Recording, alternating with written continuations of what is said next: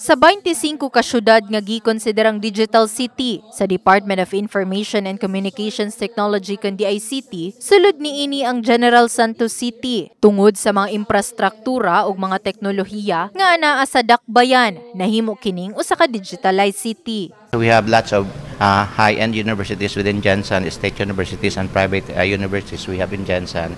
So there are lots of graduates coming from engineering and ICT programs. So that can really cater the needs of our companies that would want to establish there here in Jensen. So we have the presence of the ICT Council. ICT Council also one of that factor that can be identified as the city is really prepared. Pinaagi niini nag-abli matud pa kinig bag-o ug dugang oportunidad dili lang sa komunidad, apil na ang residente niini. When you are a digital city, it can attract investors. So it can generate jobs to our people here. So those are the benefits that we get.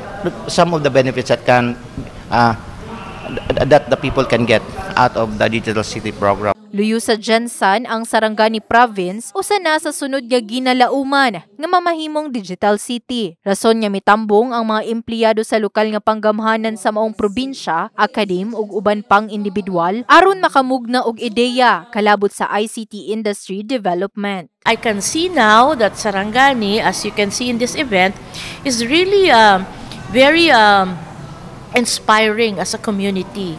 The academe, the government, and the industry are trying to come together to really say that we also want to benefit from the digital age. Usa sa nag-unang oportunidad matud pa sa usa ka digitalized city ang pagmugna og digital jobs alang sa katawhan. Secondly, by involving them and giving them programs and interventions that we also give to our digital cities, and hopefully one of which is really to help Sarangani create a digital roadmap which will cover probably your 3 or 5-year plan on how to grow the number of jobs here in Sarangani. Kahibaluan nga ang Sarangani Province na ilhan tungod sa kadunahan ug kanindot sa baybayon ug pinaagi niini tumong kini nga maimproba pinaagi sa digitalization sigon ni Vice Governor Elmer D. Peralta sa Sarangani Province.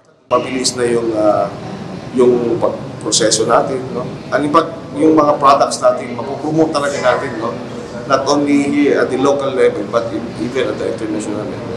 Human sa gipahigayong ICT Development Workshop, magmugna na kini og roadmaps kung paunsa kini mamahimong usa ka digital city. Ang aktibidad gitambungan usab ni Attorney Undersecretary Josel Batapa Sige sa ICT Industry Development Program sa DICT.